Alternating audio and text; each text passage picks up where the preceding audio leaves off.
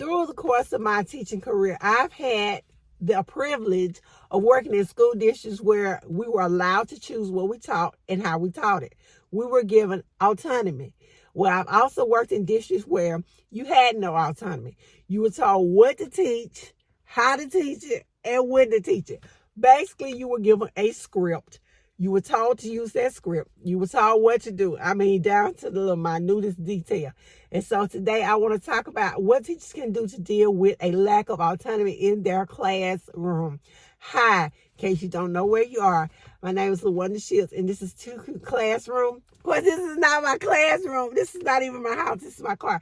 But today we're going to talk about how we deal with a lack of autonomy in our career. Before I delve right into the things that you can do to help if you're working in a district that has taken away your autonomy, let's talk about the reason why a district might decide to do that. Well, number one, they have a teacher shortage. And most districts have a teacher shortage. And so since they have a teacher shortage, sometimes they hire teachers that they're not as confident in, that they may not trust, that have less experience. And so because that's who they have to deal with, they have to manage what these people teach. They have to sort of be more hands-on with what's going on in that person's classroom. And so they have developed this system of telling the teachers what to teach, of scripting their whole lessons. You also have to look at, because of curriculum mandates and laws that have been passed down from the federal government and the state governments about education, that these districts don't feel like risking allowing a teacher to be so creative that she misses the mark and that his students don't score well on state tests. Therefore, the district would lose their funding, they would lose their accreditation, all these other things would happen if they are not following the guidelines, or the curriculum is not being used in the way it's supposed to be used. You know, we can all say we're all teachers and we're all professionals, so we're going to do what we're supposed to do. But unfortunately, since I've been teaching for over 20 years, I've discovered that that's simply not true.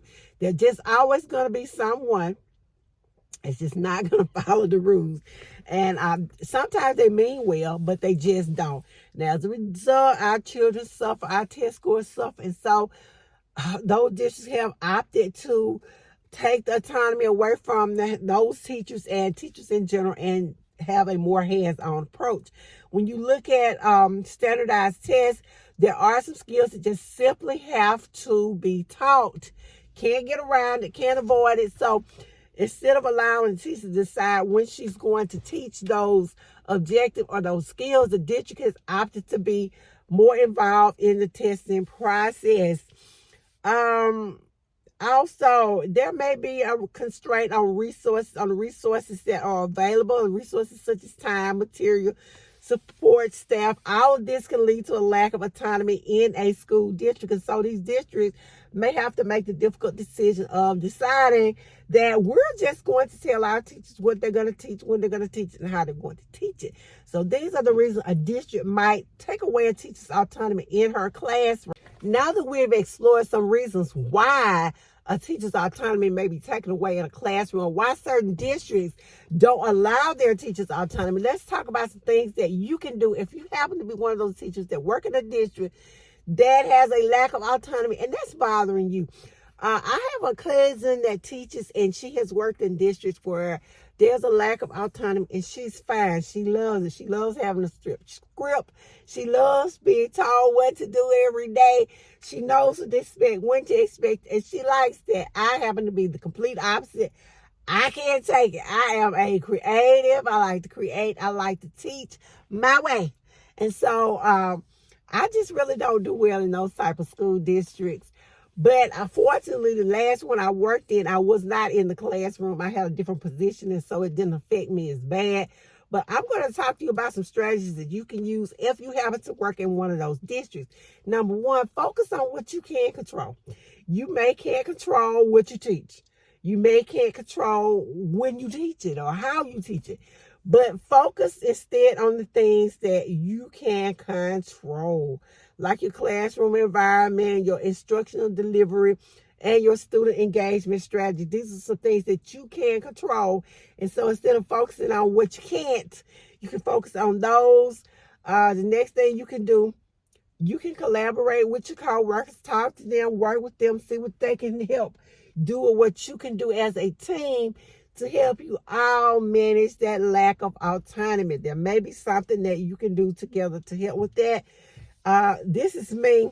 Be an advocate for change. If you feel like it can be changed and you just really, really need it to be changed and you're not going to leave that district and you are just insisting that things can be different, then be an advocate. Speak up. Just tell them, hey, listen, some of us need some autonomy. Some of us should be trusted enough to teach what we're supposed to teach when we're supposed to teach it.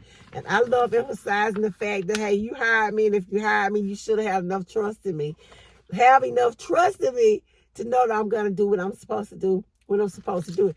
Now, when you're advocating for that, please know that there are going to be some teachers that are not going to do what they're supposed to do. So please be sure to mention that this should be reserved for those teachers that they know and embrace flexibility. Be flexible. Be willing to adapt and adjust to your school district. Be willing to listen to what they have to say. Be willing to cater to some of the demands that they make, because hey, they are the ones that sign your check and you do work there. And that's when you have to make the decision of whether you are comfortable enough with this to continue working there, or if you want to do something different the next year. But always respect your district. I'll tell you something my sister told me. I bring it up all the time. When she told me this, I had to stop. I paused and I thought about it. She said, girl, don't you go to that job fussing with those people about their job. I'm like, what's she talking about? But she said, don't go to a job fussing with the manager, the supervisor, the district, the superintendent about some rules or policies that they have. She said, you work for them. They don't work for you. And when she said, I was like, girl, and then I stopped and I thought about it, and she was right. I am not over that job. I'm not in control of that school district. I am not the one who invented the job. I am an employee, and as such, employees have rules and regulations that they have to follow. And so I'm either going to follow the rules and regulations, or I'm going to move on to something different.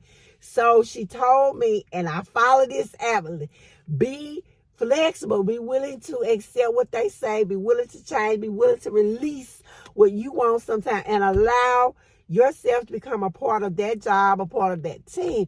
And if you just absolutely cannot do it, then feel free to leave. And so because I've adopted that philosophy, I am much happier.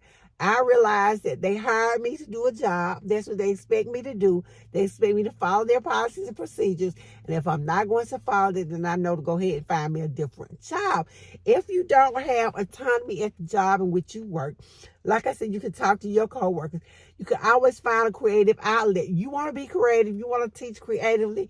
I'm a content creator that allows me to create all the wonderful content I want for social media and other places, for my blog, for my YouTube channels, for those other social media places like Instagram, Facebook. I get to teach the way I want to there. But now I will say I have had a school district that monitored your social media pages. And I was like, really?